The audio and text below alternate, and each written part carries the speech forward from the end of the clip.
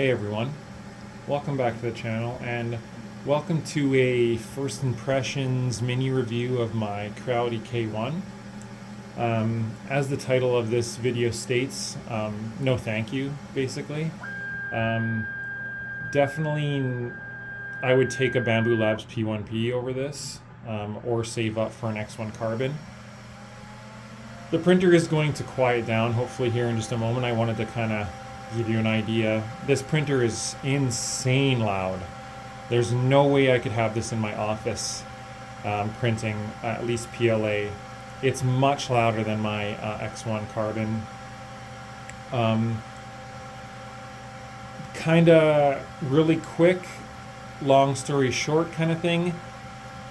A lot of decent ideas, but I don't know if this was rushed or it seems like there definitely was some compromises that they had to make to get this printer out quick, as far as I can tell. I have a lot of kind of annoyances with a couple things, and we'll go over those. I apologize for like the weird, just blank angle facing the printer kind of thing.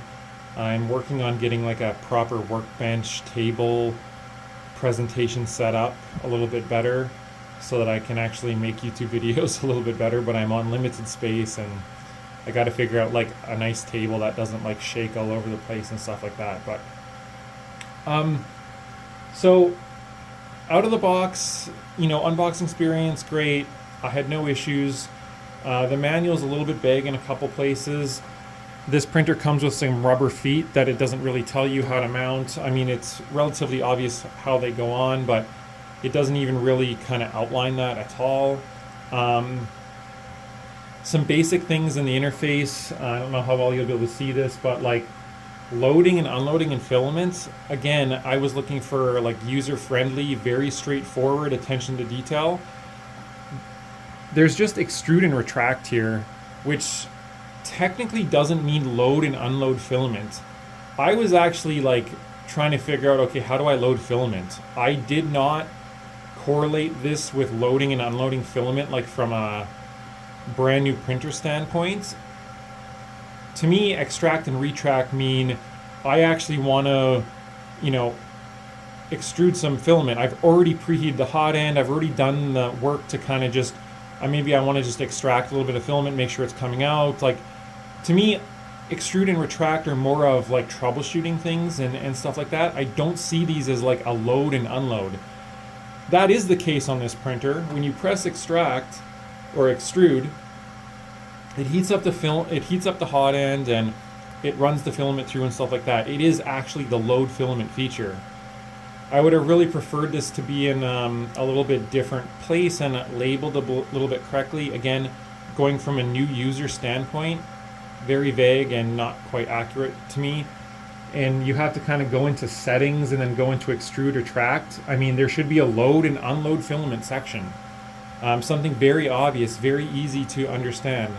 Not a big deal once you know that, but I'm not too afraid to say I genuinely had to Google it because I was just like, where's the unload and load filament functionality or some sort of guided information on that. So if anyone's curious, that's how you unload and load filament. Just, again, attention to detail. It's UI and stuff like that's a little bit odd. The Bowden setup on this printer, or the reverse Bowden, I should say. I'll take off this hat here. Hopefully this printer is going to quiet down, but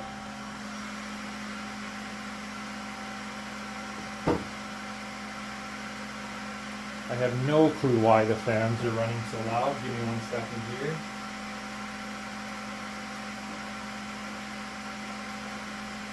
Hopefully turning the auxiliary fan off will help. Should quiet down here in a moment. The Bowden tube was routed incorrectly. Maybe it's just due to inexperience with Creality and direct drive extruders and stuff like that, or cable chains or whatever. But yeah, we're just gonna cut this off actually. So the reverse Bowden tube was actually constrained inside the cable chain, which is something you definitely do not do. Your Bowden tube or reverse Bowden should always be separate from your wiring for your tool head. The wiring for the tool head can go kind of all sorts of different places and might actually bend more than what your actual Bowden should be bending.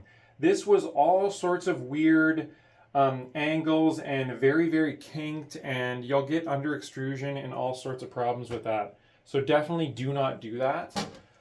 So I just unhooked it and I ran it freely, which is how it should be from the factory. You can see this printer does print very well. I don't really have any issues with the print quality on this printer. I am using OrcaSlicer. Luckily, I did get OrcaSlicer working with this printer. I'm not using the Creality garbage slicer, whatever it is. I really, really hate when companies try to just come out with their own slicer for some reason. I don't understand this. Bamboo Labs is about the only exception. Their slicer is very thought out and robust, and I really do like it. And a matter of fact, that's why I use OrcaSlicer, because it's so similar to the bamboo slicer and I can use it with all my clipper machines. So I am transitioning over to OrcaSlicer with all my printers. I just find the out-of-box supports and stuff are better, all that kind of thing. If anyone wants a kind of overview on OrcaSlicer and how I use it, let me know. I can make a dedicated video on that. But anyways, I'm not using the Creality slicer. I could care less. So I set up OrcaSlicer, and luckily I was able to get it to work on this. This printer does have a web interface, which is awesome. It has Wi-Fi. So meaning I can send files directly to this printer over Wi-Fi, no cloud needed. The really stupid part is I cannot start prints from the web interface. Maybe I'm doing something wrong or there's something glaringly obvious that I'm missing, but when I go to the web interface and I click on a STL or a G-code file and I click print, it says error, go to printer. And I have to go to the printer, to the touchscreen, and start the print. I have no clue why this is. I don't know if it's because I'm using OrcaSlicer or something weird, but the print works perfectly fine. This was from OrcaSlicer, and I uploaded it to the web interface, and I just started it with LCD, and it printed fine. So I don't see why I can't start the print from the web interface. Again, I'm super biased. I will admit this. This printer probably could have had Clipper on it with a more robust web interface and have more features. It is what it is.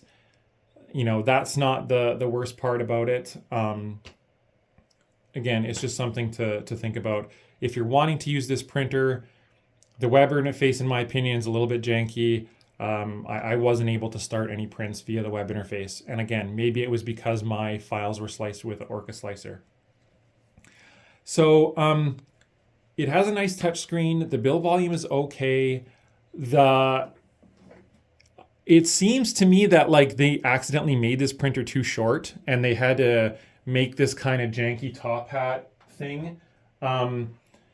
In my opinion, this should have been like 50 millimeters high or 100 millimeters taller and actually just had a flat cover, not whatever top hat thingy this is. I think that would solve a lot of the weird cable chain and stuff. When I first tried to print with this printer with the top hat on, the cable chain actually knocked the top hat thing right off.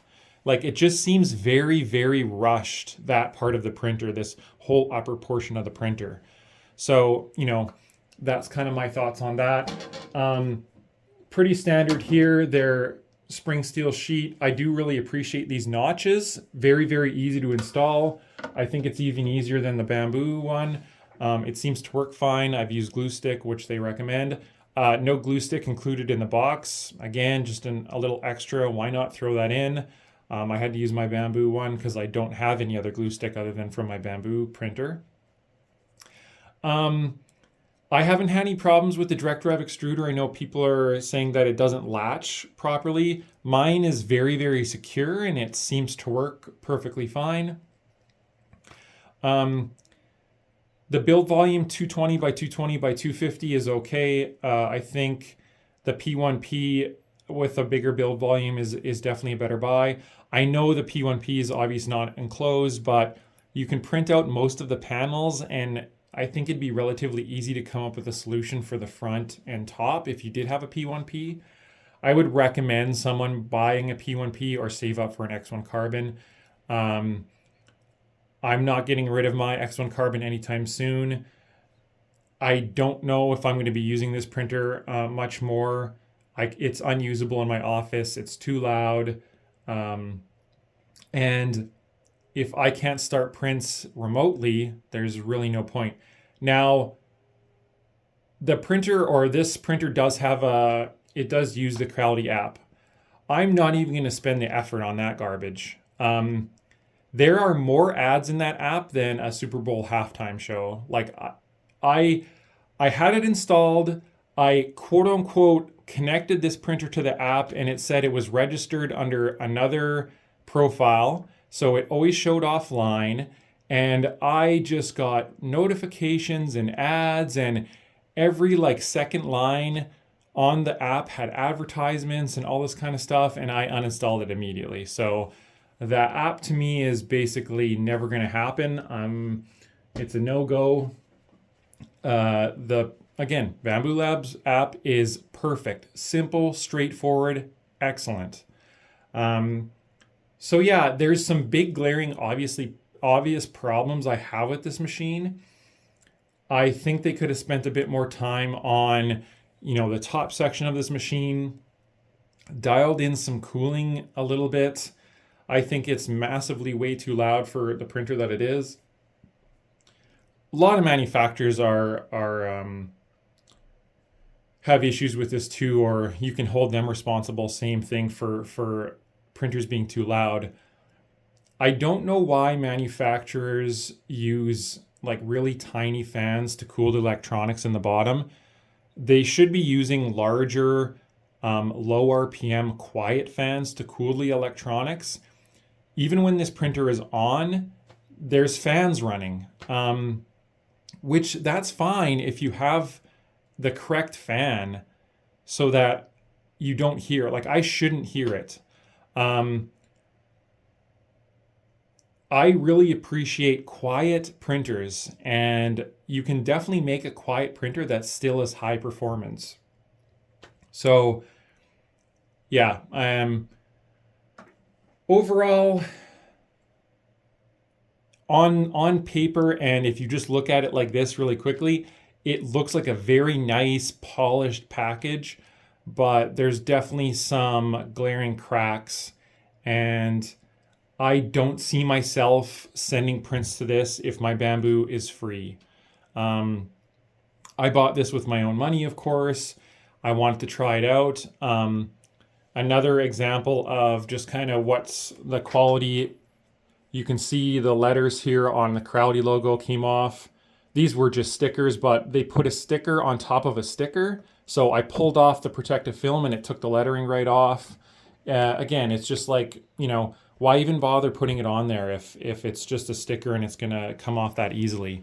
So yeah, my recommendation for this is no thanks. I would recommend you buy the P1P. If you're wanting an enclosed printer to print ABS, something like that, it might be worthwhile to, research into the P1P, how to enclose it, the costs involved, that type of thing, and save up and maybe get a P1P and do that, or just save up for an X1 Carbon at this point.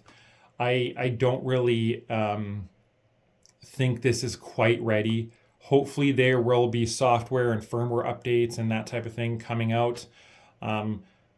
Luckily, you can use other slicers with this printer. It's a little bit a work to get it to work and all that kind of stuff. But as far as I could tell, all the calibration and everything seemed to work fine.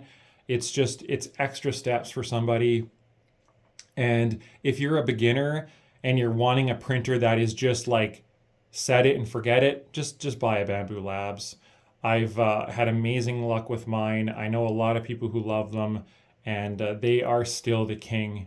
And I'm hoping more people or more companies start doing this, but just take your time and don't rush something out, because in my opinion, that's what happened with this. So I'm going to leave it at that. Like I say, I'm not recommending this. Do your homework. Maybe it's right for you. That's kind of up to you to decide at the end of the day. I would still take a P1P or save up for an X1 carbon or something like that afterwards. So thanks everyone for watching, and look out for more Fortress videos coming. And of course, my Fabrico Rook Kit build is going to start coming on the channel and stuff like that. So very excited to get that stuff out. Thanks again, everyone. Bye.